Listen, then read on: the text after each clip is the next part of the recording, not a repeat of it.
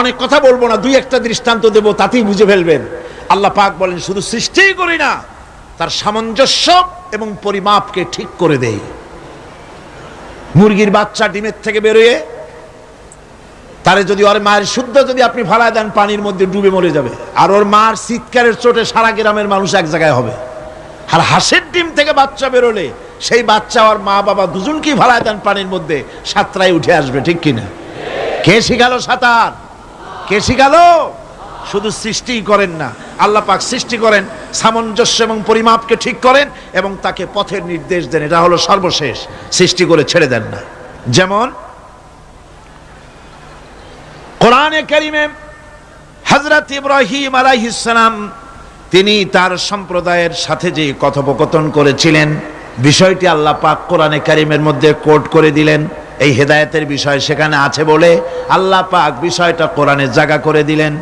وَإِذْ قَالَ إِبْرَاهِيمُ لِأَبِيهِ وَقَوْمِهِ إِنَّنِي بَرَاءٌ مِّمَّا تَعْبُدُونَ إِلَّا الَّذِي فَطَرَنِي فَإِنَّهُ سَيَهْدِينِ।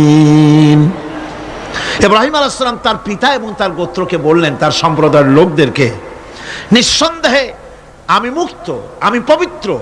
তোমরা যেসব জিনিস দিয়ে যেসব এর ইবাদত করো, গোলামি করো, আনুগত্য করো, আমি তার থেকে পবিত্র। আমি তো শুধু ইবাদত করি, গোলামি করি সেই স্রষ্টার, যিনি আমাকে সৃষ্টি করেছেন।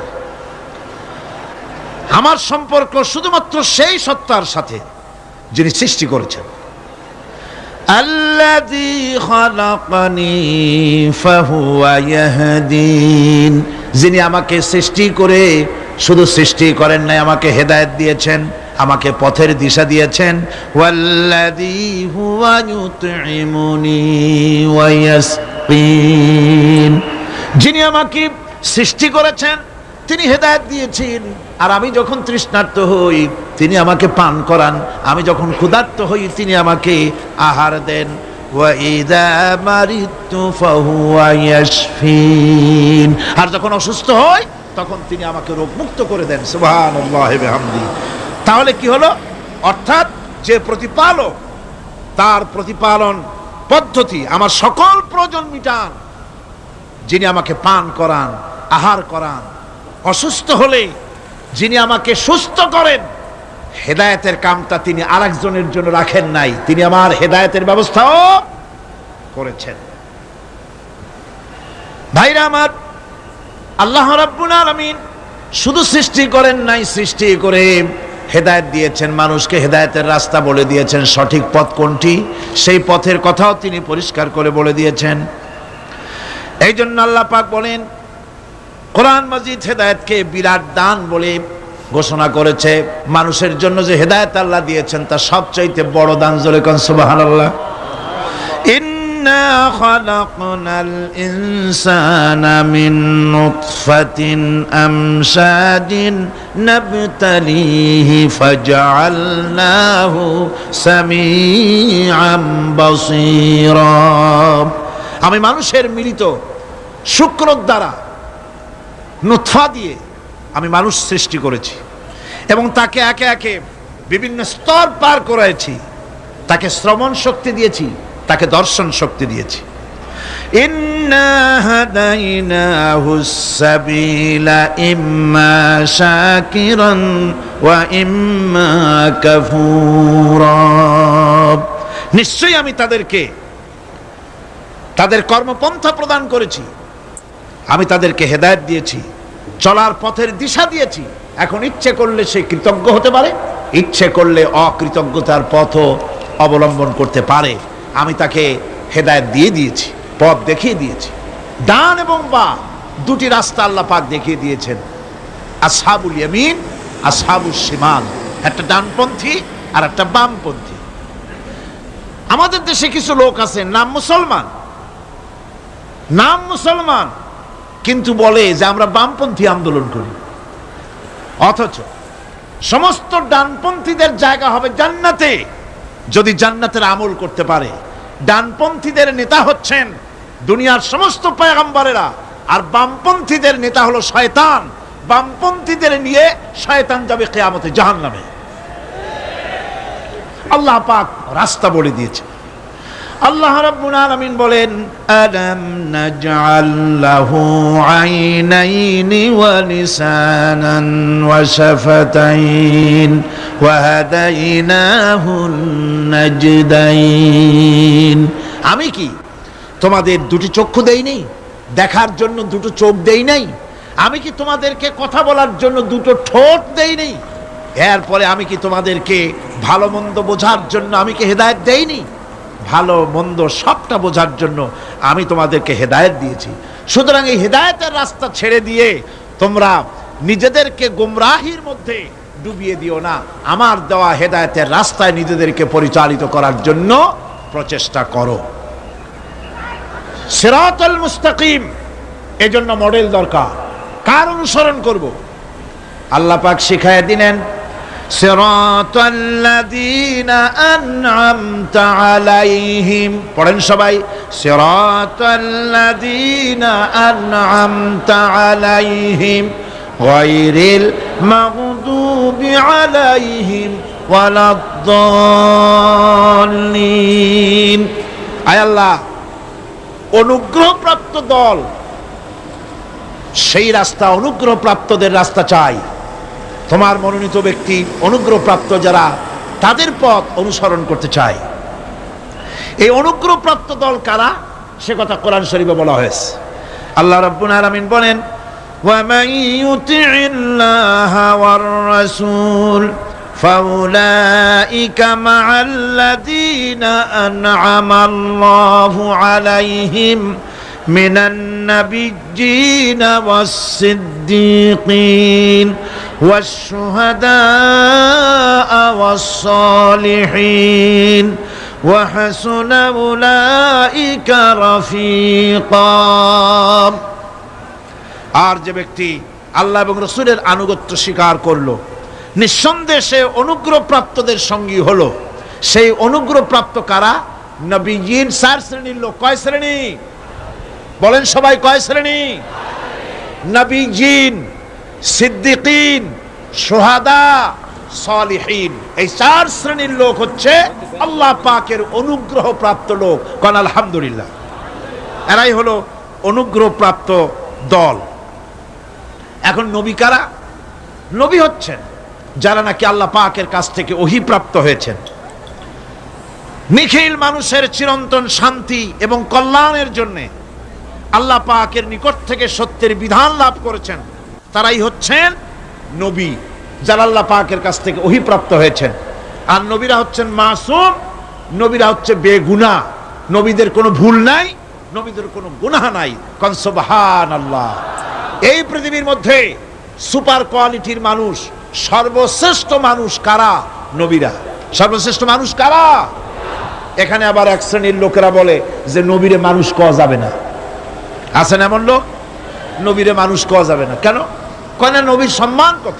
আচ্ছা, নবীরে মানুষ বলবো না তো বলবো নাকি? নবীরা কি ফেরেশতা? যদি ফেরেশতা বলি তাহলে কি নবীদের মর্যাদা বাড়ানো হলো? বলেন আপনারা, বাড়ানো হলো? তাহলে নবীদেরকে কি বলবো? তারা কি জেন? যদি জেন বলি তাহলে তাতে কি মর্যাদা বাড়বে? সবচাইতে মর্যাদা বেশি কার? মানুষের। সুতরাং এক শ্রেণীর লোকেরা খামোখাই আলেম নামধারী লোক, অথচ নবীকে মানুষ বলতে রাজি না। কোরআনে কারীম সাফ করে আল্লাহ পাক পরিষ্কার করে বলেছেন, কুল ইন্নামা আনা বাশারুম মিসলুকুম ইউহা ইলাইয়া আন্নামা ইলাহুকুম ইলাহু ওয়াহিদ। নবী বলুন, আমি তোমাদের মতো মানুষ, আমার উপরে ওহী আসে। ইন্নামা আনা বাশারুম মিসলুকুম, তোমাদের মতো মানুষ। একটু ভালো করে বিষয়টা বোঝেন। আরো বলেছি আমি, আজকে আবার স্মরণ করায় দেই। আল্লাহ শিখাই দিচ্ছেন, বলুন আমি তোমাদের মতো মানুষ, ফেরেশতা নই, জিন নই, আমার কাছে ওহী আসে। পার্থক্য এখানে। তবে আরো পার্থক্য আছে, সেটা হচ্ছে আমরা হচ্ছি সাধারণ মানুষ, নবীরা হচ্ছেন অসাধারণ মানুষ। সুবহানাল্লাহ। আমরা হচ্ছি মানব, রাসূল, আল্লাহর পয়গম্বররা হচ্ছেন মহামানব। কথা বুঝে আসছে? তার মানে হলো আমরা সাধারণ মানুষ, সাধারণ মানুষেরা গুনাহ করতে পারে, ভুল করতে পারে, সব রকমের গুনাহ করতে পারে। নবীরা কোনো গুনাহ করতে পারেন না। আল্লাহ পাক তাদের দিয়ে গুনাহ করান না। আল্লাহ পাক ফেরেশতা দিয়ে, আপন কুদরত দিয়ে নবীদেরকে হেফাজত করেন। সুবহানাল্লাহ। সুতরাং এই কথা বিশ্বাস করতে হবে, সমস্ত নবীরা হচ্ছেন মানুষ। নবীদের আদর্শই কেবলমাত্র আদর্শ, সেই আদর্শকেই গ্রহণ করতে হবে, তাকেই একমাত্র নেতা হিসাবে গ্রহণ করতে হবে। আমার নেতা বলতেও রাজি না। মুশকিল কি এক জায়গায়? কয় যে নেতা বলা যাবে না কেন? কয় যে ওই যে মানুষেরা বলে, স্লোগান দেয়, আমার নেতা, তোমার নেতা, অমুক তমুক হ্যান ত্যান, তো এগুলির সাথে নবীরে মিশানো এটা ঠিক না। তাছাড়া নবীরে নেতা কব না, কবটা কি? নবী কি হয় নেতা হবে, না হয় অনুসারী হবে, এর বাইরে তো কিছুই নাই। হয় ইমাম, না হয় মুক্তাদি। বাইরে কি? বাইরে তো নাই কিছু। সুতরাং নবী কি মুক্তাদি হবে? নবী কি অনুসারী হবে? নিশ্চয়ই হাজার বার নবী হচ্ছেন ইমাম, নবী হচ্ছেন নেতা। আমরা যখন আরবিতে বলি, ওনারা নিজেরাও আরবিতে বলেন, তখন কোনো আপত্তি হয় না। আল্লাহুম্মা সাল্লি আলা সাইয়্যিদিনা মুহাম্মদ। সাইয়্যিদিনা মানে হচ্ছে আমাদের লিডার, আমাদের নেতা। সাইয়্যিদিনা যখন বলে তখন আপত্তি করে না, কিন্তু আমাদের নেতা বললেই আপত্তি করেন। বাংলা ভাষা, বাংলাদেশি মানুষ হইয়া বাংলা ভাষার প্রতি এই গভীর জ্ঞান দেখলে দুঃখই হয়। বন্ধুগণ, মনে রাখতে হবে, নবী হচ্ছেন মাসুম, বেগুনাহ এবং নেতা। আর মুহাম্মদ সাল্লাল্লাহু আলাইহি ওয়াসাল্লাম হচ্ছেন বিশ্ব নেতা, এটা কোনো সন্দেহ নাই। এই নবীর অনুসরণ করতে হবে। সিদ্দিকিন হচ্ছে সত্যকে যারা উদার, উন্মুক্ত, অকুণ্ঠ চিত্তে, দ্বিধাহীনভাবে যারা গ্রহণ করেছে, এর বিপরীত যারা করেই নাই, তারাই হচ্ছেন সিদ্দিকিন। হযরতে, যেমন একটা দৃষ্টান্ত, হযরতে আবু বকর সিদ্দিক রাদিয়াল্লাহু তাআলা আনহু, মেরাজ থেকে হুজুর ফিরে এসেছেন সকাল বেলায়, ফজরের নামাজ পড়ে বসেছেন কাবা শরীফে, তিনি বসে আছেন। তো তখন আবু জাহেল এসে বলছে মুহাম্মদকে, হযরত পীর সাহেব কেবলা একটি আয়াত তেলাওয়াত করে বলেছেন, সাবউল মাসানি, এটা হচ্ছে নিত্য পাঠনীয় সপ্ত বাক্য, যে 7টি বাক্যকে সবসময় পড়া লাগে। তার মানে হচ্ছে, যে ব্যক্তি নামাজ পড়ে 5 ওয়াক্ত, 24 ঘন্টার ভিতরে সূরা ফাতিহা একেবারে কম করেও যদি হয়, তাহলে 40 বার এই সূরা 24 ঘন্টায় নামাজি ব্যক্তিকে পড়তে হয়। এই জন্য সবসময় পাঠনীয় এই সূরাটি। সূরাটি মোট অক্ষর সংখ্যা হচ্ছে 113, শব্দ সংখ্যা হচ্ছে 25টি। এটি হচ্ছে সূরা ফাতিহা, একটি রুকু, 7টি আয়াত। নাজিলের অবতীর্ণ হওয়ার স্থান হচ্ছে মক্কা আল মুকাররমা। রাসূল করিম সাল্লাল্লাহু আলাইহি ওয়াসাল্লামের মক্কি জিন্দেগিতে সূরাটি অবতীর্ণ হয়। শুরু হচ্ছে সূরা ফাতিহা, আলহামদুলিল্লাহি রাব্বিল আলামিন। সূরা ফাতিহা, আমি বলি, এটি যেন একটি অভিনন্দন পত্র। এটি কি? অভিনন্দন পত্র। বান্দা দিচ্ছে তার রবকে, রবের ভাষায় শেখানো অভিনন্দন পত্র বান্দা তার রবকে প্রকাশ করছেন, দিচ্ছেন। অভিনন্দন পত্রে 3টা জিনিস থাকে, আপনারা লক্ষ্য করে শুনলে বুঝতে পারবেন ইনশাআল্লাহ। একবার ভাবুন যে কত বড় কথা, 30 পারা কোরআনের মধ্যে যা আছে তার সবটা আল্লাহ পাক তার সারাংশ সূরা ফাতিহায় ঢুকাইছেন। তাহলে এটা জিনিসটা কি, এটা বুঝতে হবে, এবং সেই ধরনের অন্তর নিয়ে, মন নিয়ে বসতে হবে আর বুঝতে চেষ্টা করতে হবে। আমি ধীরে ধীরে আপনাদের সামনে পেশ করব ইনশাআল্লাহ, বিইজনিল্লাহ, বিমাশিয়াতিল্লাহ, বিফদলিল্লাহ। সূরা ফাতিহার মধ্যে আমি বলেছি এটা একটি অভিনন্দন পত্রের মতো। কিরকম? অভিনন্দন পত্রে 3টা জিনিস থাকে। কয়টা জিনিস থাকে? 3টা। প্রথমে থাকে প্রশংসা। অভিনন্দন পত্রে প্রথমে কি থাকে? প্রশংসা। 2 নম্বরে থাকে পরিচয়। 3 নম্বরে থাকে দাবি। 3 নম্বরে থাকে দাবি। প্রথমেই দাবি করা হয় না, এটা ঠিক না। প্রথমেই প্রশংসা। সমস্ত অভিনন্দন পত্র আপনারা দেখবেন, মন্ত্রী আসুক, প্রেসিডেন্ট আসুক, অভিনন্দন পত্র পেশ করা হয়, সুন্দর ভাষায় লেখে, হে সংগ্রামী জননায়ক, গরিবের বন্ধু, জাতির কিছু একটা, এইভাবে করে বহুত প্রশংসা করে তারপরে তার নাম খুঁজে পাওয়াই মুশকিল প্রশংসার ঠেলায়। আপনার আগমনী বার্তায় আমাদের এই চট্টগ্রামের আকাশ বাতাস মুখরিত, আবাল বৃদ্ধ বনিতা আনন্দে উদ্বেলিত, কে কি করবে দিশে করতে পারছে না, এরকম প্রশংসা। এই প্রশংসা দিয়ে তারপরে বলে আমরা চট্টগ্রাম কলেজের কর্তৃপক্ষ, আমাদের বেড়া নাই, টিন নাই, চাল নাই, ইট নাই, সিমেন্ট নাই, আমাদের এগুলি দাবি। তাহলে প্রথমে গেল প্রশংসা, 2 নম্বরে পরিচয়, 3 নম্বরে দাবি। মূলত এই ভদ্রতা প্রথমে কেউ বলে না, মন্ত্রী সাহেব চিটাগংয়ে আসছেন তো, আমাদের দাবি না মিটাইয়া ঠ্যাং আস্ত নিয়ে ঢাকা ফিরতে পারবেন না, এরকম বলে নাকি? এরকম বললে কিছুই পাওয়া যাবে না। মূলত এই যে ভদ্রতা, এই শালীনতা, এই শিষ্টাচার শিক্ষা দিয়েছে আল কোরআন। সুবহানাল্লাহ বিহামদিহি। বান্দাকে কিছু চাইতে হবে, আর চাওয়াটা শিখাইছেন কে? আল্লাহ। কে শিখিয়েছেন? বান্দাকে একটা বড় জিনিস চাইতে হবে, একটা বড় জিনিস চাইতে হবে আল্লাহর কাছে। সেই চাওয়াটা কি সেটাও আল্লাহ শিখাইছেন। যেহেতু আমরা তো জানি না, বুঝি না, আল্লাহ আমাদের কত মেহেরবান, তার কত দয়া, আমাদের শিখাই দিচ্ছেন কেমনে প্রশংসা করতে হবে, কেমনে পরিচয় দিতে হবে, আর কেমনে দাবি করতে হবে। 3টি জিনিস সূরা ফাতিহার মধ্যে আল্লাহ পাক ঢুকিয়ে দিয়েছেন। সুবহানাল্লাহ বিহামদিহি। সুতরাং বলা হচ্ছে, আল্লাহ পাক বলছেন আলহামদুলিল্লাহি রাব্বিল আলামিন। সমস্ত প্রশংসা, যাবতীয় প্রশংসা সবকিছু আল্লাহ পাকের জন্য, যিনি রব্বুল আলামিন, যিনি বহু জগতের, অসংখ্য জগতের যিনি পালনেওয়ালা, তার জন্যই সমস্ত প্রশংসা। এখন হামদ হচ্ছে প্রশংসা, এর অর্থ হচ্ছে সুন্দরের প্রশংসা।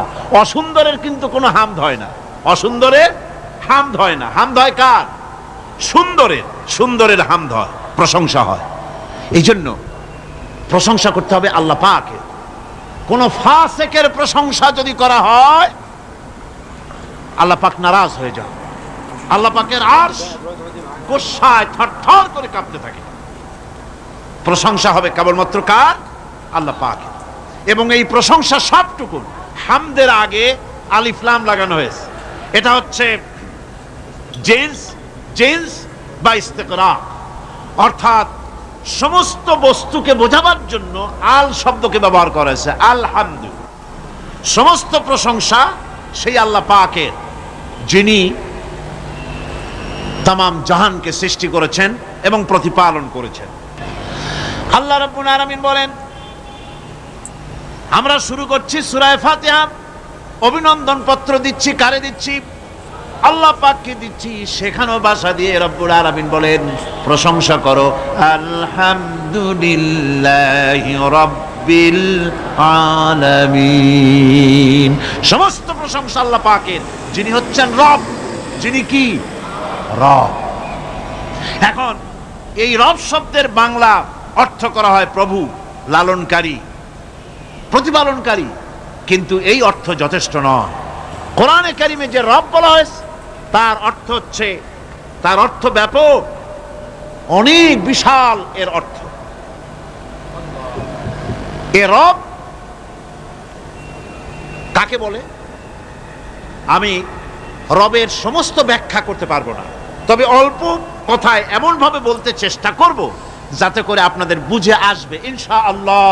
আমরা বলি ইনশাআল্লাহ।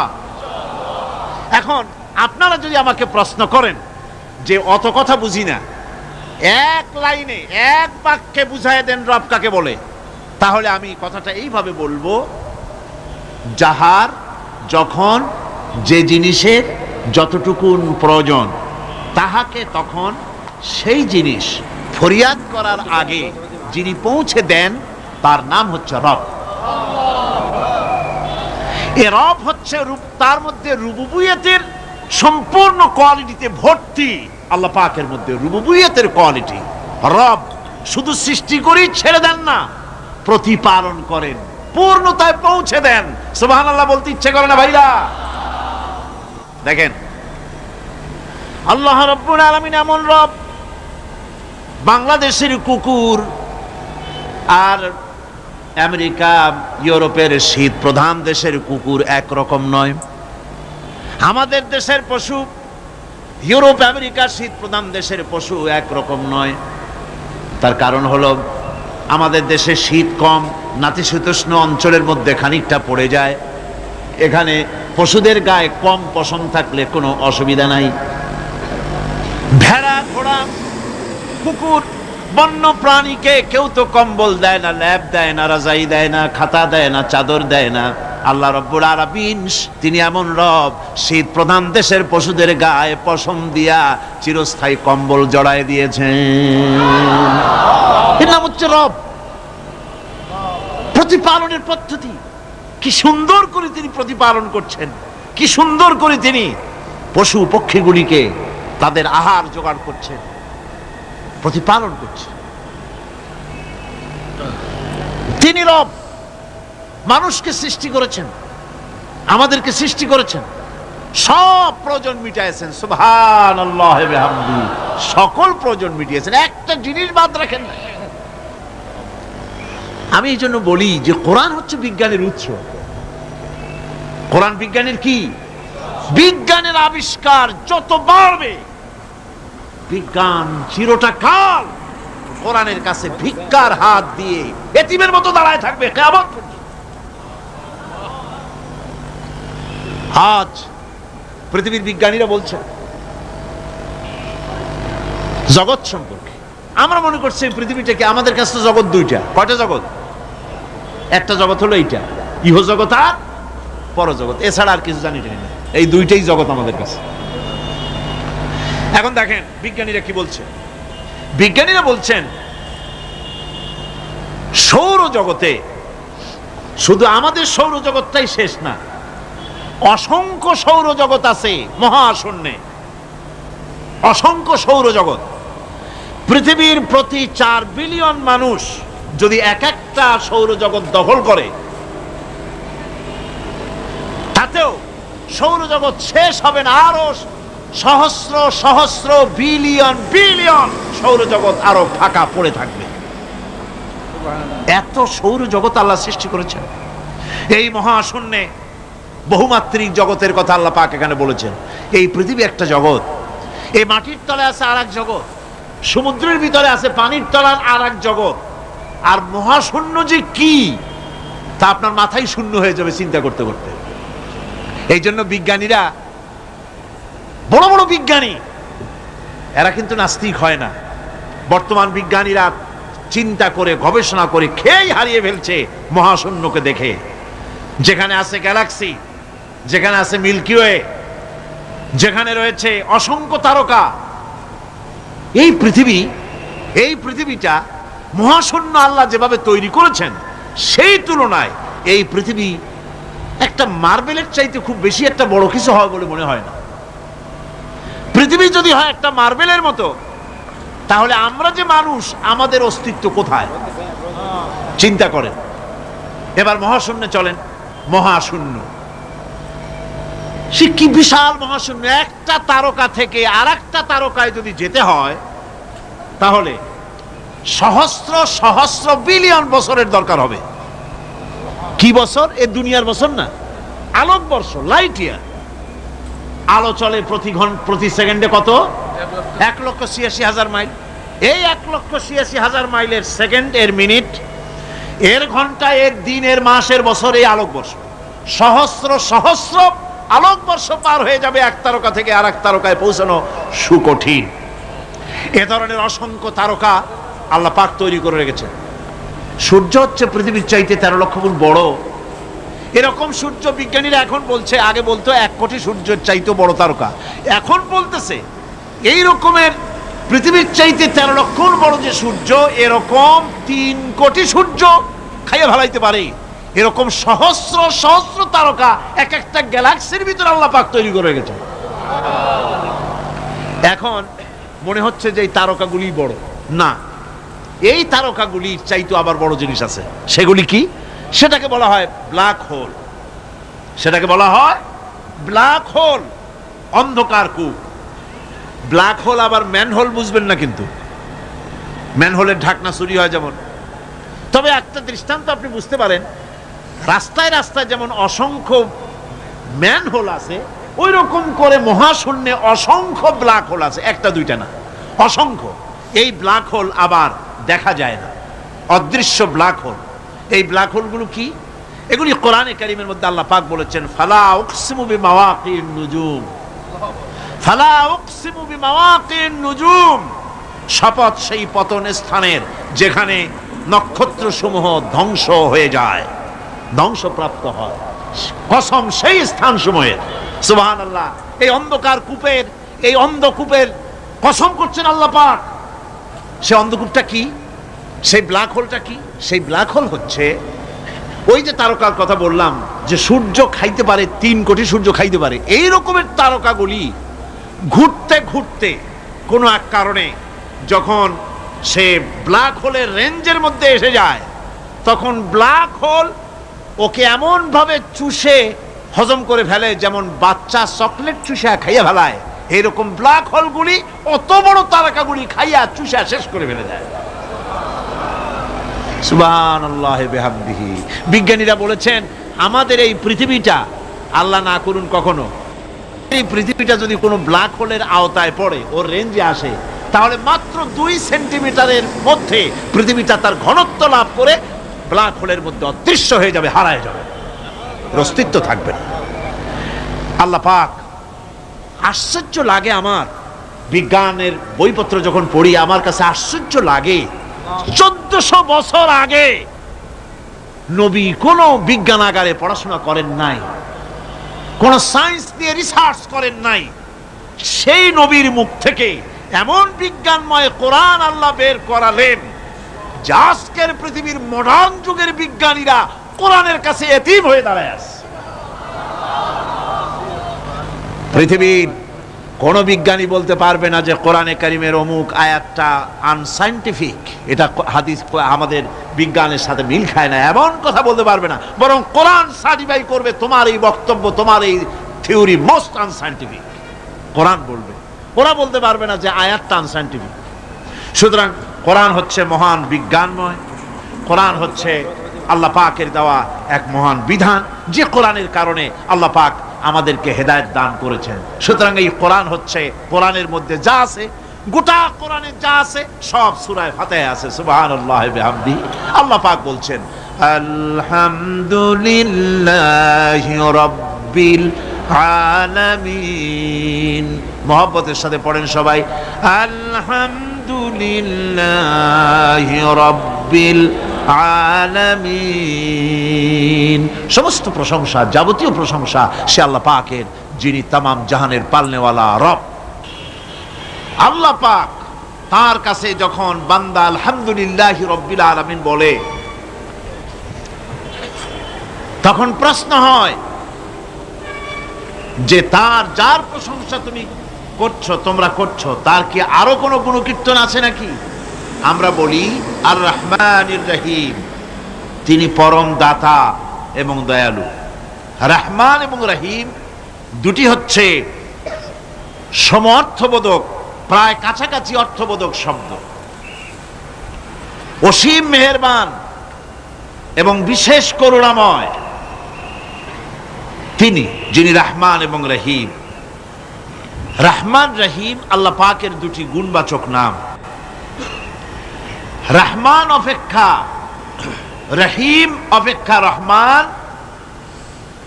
এটা হচ্ছে বেশি ব্যাপক অর্থবোধক, যার জন্য তাফসীরে বলা হয়েছে আর রহমানু যুর রাহমাতিশ শামিলা বিজামিল খালায়েক ফিদ দুনিয়া ওয়াল মুমিনিনা ফিল আখিরাহ।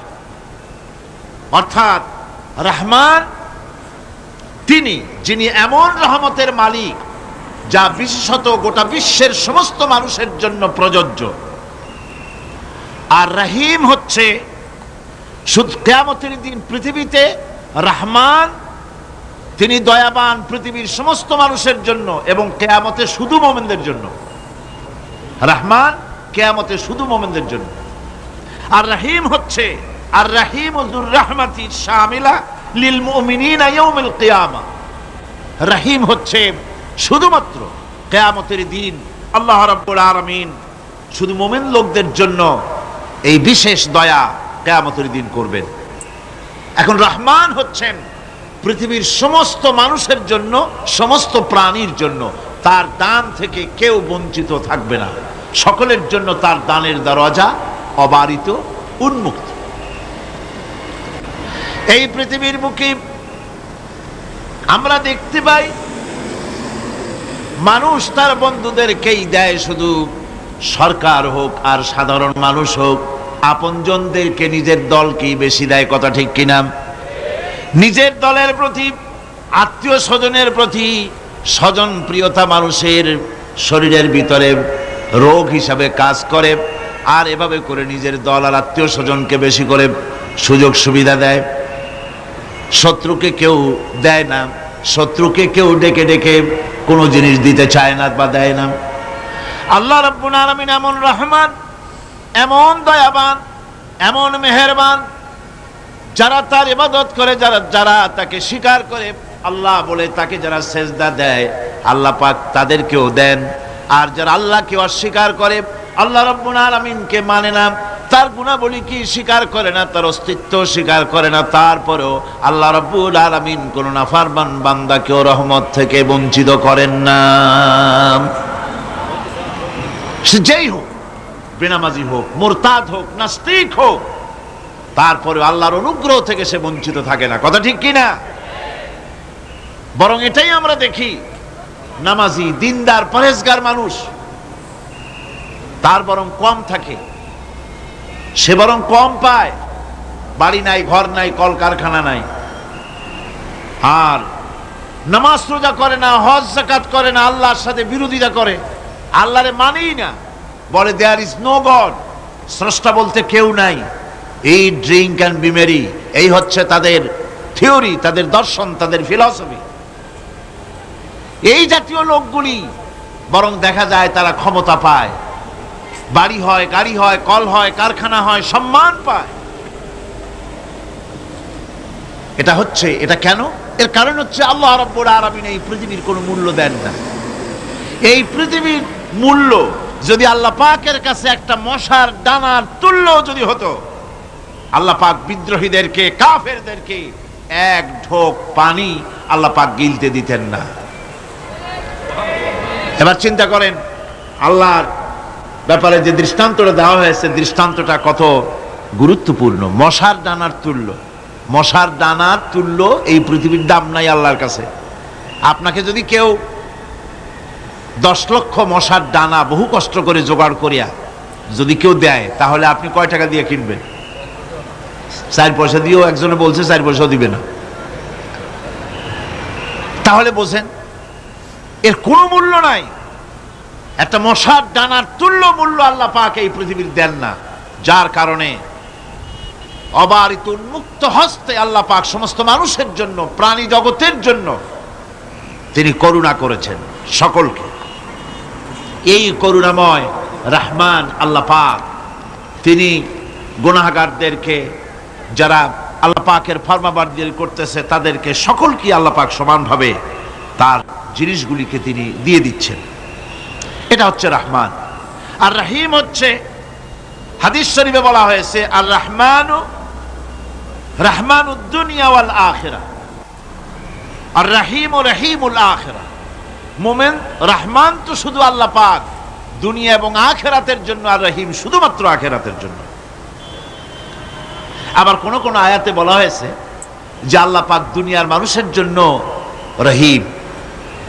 একটি আয়াতে ভাবে বলা হয়েছে, হুয়াল্লাযী ইউসাল্লি আলাইকুম ওয়া মালাইকাতুহু লিয়ুখরিজাকুম মিনাজ যুলুমাতি ইলান নূর ওয়া কানা বিল মুমিনিনা রহিমা।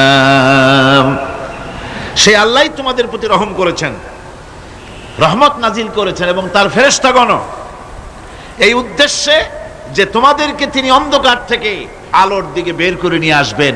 আর তিনি হচ্ছেন মুমিনদের জন্য রহিম, অত্যন্ত দয়াবান। আরবি ভাষায় আর রহমান অন্তর্জগতের এমন একটি নম্র উচ্ছ্বাসিত অবস্থার প্রতি ইঙ্গিত করে যার ফলে তার স্বতঃস্ফূর্তভাবে নিজের থেকেই মহানুভবতা এবং প্রীতি ও মহব্বতের ইচ্ছার বহির্প্রকাশ ঘটে। তাই রহমতের মধ্যে আছে স্নেহ, আছে প্রীতি, আছে অনুগ্রহ। আল্লাহ পাকের রহমতটা কি জিনিস? সেটা হচ্ছে রাহমাতি ওয়াসিআত কুল্লা শাই। আমার রহমত দিয়ে সমস্ত জিনিসকে ঢেকে রাখা হয়েছে। প্রত্যেকটি জিনিসের ভিতরে আল্লাহ পাকের রহমত রয়েছে। রহমত ছাড়া এই পৃথিবীতে মানুষের চলার কোনো পথ নাই। সমস্ত ব্যাপারই আল্লাহ পাকের রহমত আর রহমত। আমরা যখন বললাম আর রহমানির রহিম, বলেন সবাই আর রহমানির রহিম। আবার প্রশ্ন হয়, বান্দা বুঝলাম, আরো কোনো কোয়ালিটি, আরো কোনো বৈশিষ্ট্য তার আছে নাকি? আমরা বলি মালিকি ইয়াউমিদ্দিন।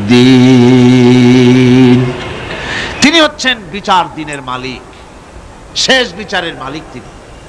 একদিকে এটাকে ব্যালেন্স করা হয়েছে, একদিকে অফুরন্ত রহমত, যার কোনো কুল নাই, কিনারা নাই। এখন আদল দরকার। এখন কি দরকার? আদল, ইনসাফ দরকার। আল্লাহ পাক একদিকে অফুরন্ত রহমত আর নিয়ামত দিয়ে পৃথিবীকে ছেয়ে রেখেছেন, অপর দিকে বলেছেন আমি হচ্ছি বিচার দিনের মালিক, সেদিন আমি বিচার করব। সেই বিচারের ভিতরে কোনো পক্ষপাতিত্ব থাকবে না, হবে না। সেখানে তিনি হবেন হাকামুল হাকিমিন, ওইটা হবে সুপ্রিম কোর্টের সুপ্রিম কোর্ট। সেই পরকালে, সেই কিয়ামতের মাঠে আপনাকে আমাকে সকলকে উপস্থিত হতে হবে, নাকি হবে না? সবাইকে উঠতে হবে। এই দিন শব্দটি কোরআনে কারিমে বহু জায়গায় বলা হয়েছে এবং বিভিন্ন অর্থে ব্যবহার করা হয়েছে। যেমন দিন শব্দের অর্থ প্রভাব, প্রতিপত্তি, আধিপত্য, ইতাআত, বন্দিগি, দাসত্ব, আনুগত্য, নীতি, পথ, পন্থা, হিসাব, ফায়সালা, প্রতিদান, প্রতিফল। এরকম অনেক অর্থ, অনেক অর্থে দিন শব্দ কোরআনে কারিমের মধ্যে ব্যবহৃত হয়েছে। কিন্তু এখানে মালিক ইয়াউমিদ্দিন, এই দিন এখানে ব্যবহার করা হয়েছে প্রতিফল অর্থে। প্রতিফলের দিন, যেদিন প্রতিফল দেওয়া হবে, তিনি হচ্ছেন সেই দিবসের অধিপতি, সেই দিবসের মালিক। সূরা ইনফিতারে আল্লাহ পাক বলছেন ওয়ামা আদরাকা মা ইয়াউমুদ্দিন সুম্মা মা আদরাকা মা ইয়াউমুদ্দিন। বিচারের দিনটি কি তা তোমাকে কে জানালো? আবার জিজ্ঞেস করছি, তোমাকে কে জানালো বিচারের দিনটা কি? আল্লাহ পাক জবাবে বলছেন বিচারের দিনটা হচ্ছে ইয়াউমা লা তামলিকু নাফসুন লিনাফসিন শাইআন ওয়াল আমরু ইয়াউমা ইযিন লিল্লাহ। বিচারের দিন হচ্ছে এমন দিন যেদিন কেউ নিজেকে রক্ষা করতে পারবে না, কারো থেকে কেউ নিজেকে রক্ষা করতে পারবে না, নিজেকে কেউ নিজের জন্য কাউকে সাহায্যকারী পাবে না। আর সমগ্র ব্যাপারটি নিরঙ্কুশভাবে আল্লাহ রাব্বুল আলামিনের হাতে থাকবে। সেই দিনটার নাম কিয়ামত, সেটার নাম পরকাল, সেটার নাম হচ্ছে বিচারের দিন। যেদিন কর্তৃত্ব হবে কেবলমাত্র কার? আল্লাহ পাক। সেই দিনটা হচ্ছে কর্মফল পাওয়ার দিন। লাহা মা কাসাবাত ওয়া আলাইহা মাকতাসাবাত। প্রত্যেক মানুষই সে উপার্জন অনুসারে সেখানে ফল পাবে। যেমন কর্ম তেমন ফল পাবে, ব্যক্তি হিসাবে পাবে, দল হিসাবে পাবে। তিলকা উম্মাতুন ক্বাদ খালাত লাহা মা কাসাবাত ওয়া লাকুম মা কাসাবতুম ওয়া লা তুসআলুনা আম্মা ইয়ামালুন। প্রত্যেক মানুষই তার উপার্জন অনুসারে ফল পাবে। যা সে পাবে তা নিজের উপার্জন ছাড়া আর কিছুই না, আর যে ফল পাবে সেটাও তার উপার্জন। সুতরাং কিয়ামতের দিন আল্লাহ মানুষের উপরে কোনো জুলম করবেন না, অত্যাচার করবেন না। আল্লাহ পাক তো তার বান্দার জন্য জুলুমকারী নন, ঠিক কিনা? আল্লাহ পাক বলছেন মান আমিলা সালিহান ফালিনাফসিহি ওয়া মান আসাআ ফাআলাইহা ওয়া মা রাব্বুকা বিযাল্লামিল লিল আবিদ। যে ব্যক্তি পুণ্য কাজ করলো সে নিজের কাজে নিজের স্বার্থেই তা করলো। আমরা যে নামাজ পড়ি এটা কি আল্লাহর স্বার্থ? কথা কন, আল্লাহর স্বার্থ? সারা পৃথিবীর সমস্ত মানুষ যদি আল্লাহরে সেজদা দেয়, আল্লাহর ক্ষমতা আরো কিছু কালের জন্য বাড়বে নাকি? সমস্ত মানুষ যদি আল্লাহকে অস্বীকার করে, বিদ্রোহী ঘোষণা করে, বিদ্রোহ ঘোষণা করে, তাতে কি আল্লাহর ক্ষমতা শেষ হয়ে যাবে? নাউযুবিল্লাহি মিন যালিক। যেমন ছিলেন তেমনই থাকবেন। সুতরাং আমরা যা করি, আমরা নামাজ পড়ি নিজেদের জন্য, আল্লাহকে খুশি করার জন্য, কিন্তু কল্যাণটা আমার। কল্যাণটা কার? আমার। রোজা, হজ, যাকাত, তেলাওয়াত যা করি সব আল্লাহকে খুশি করার জন্য, কিন্তু স্বার্থ পুরাটাই আমার। আমার কল্যাণের জন্যই আমি করি। এবং আল্লাহ হচ্ছেন তিনি তোমাদের রব। ওমা রাব্বুকা বিযাল্লামিল লিল আবিদ। তোমাদের রব হচ্ছেন তিনি যিনি বান্দাদের উপরে কখনো অত্যাচার করেন না, জুলম করেন না, মেহেরবানি দিয়ে যিনি ছেয়ে রাখেন তিনি হচ্ছেন আল্লাহ পাক। সুতরাং সেই কিয়ামতের মাঠে আল্লাহ পাকের দরবারে আমাদের সকলকেই উঠতে হবে। আল্লাহ পাকের দরবারে আমাদের সামনে, আল্লাহ পাকের সামনে দাঁড়াতে হবে। সেদিন আমাদেরকে কেউ বাঁচাতে পারবে না। সেদিন আল্লাহ পাক এর দরবারে যেন আমরা আসামি না হই, সেজন্য এই পৃথিবীতে কোরআন অনুযায়ী আমাদের জীবন গড়তে হবে, সুন্নাহ অনুযায়ী জীবন গড়তে হবে। তাহলে পরকালে আল্লাহ পাকের কাছে নাজাত পাওয়া যাবে। বড় কঠিন জায়গা, বড়ই কঠিন জায়গা। এবার প্রশ্ন হচ্ছে, তোমরা যারা আমার প্রশংসা করলে তোমরা কারা? জবাবে আমরা বলছি, ইয়্যাকা না'বুদু ওয়া ইয়্যাকা নাস্তাঈন। আয় আমার রব, আমরা হচ্ছি তোমার বান্দা, একমাত্র তোমারই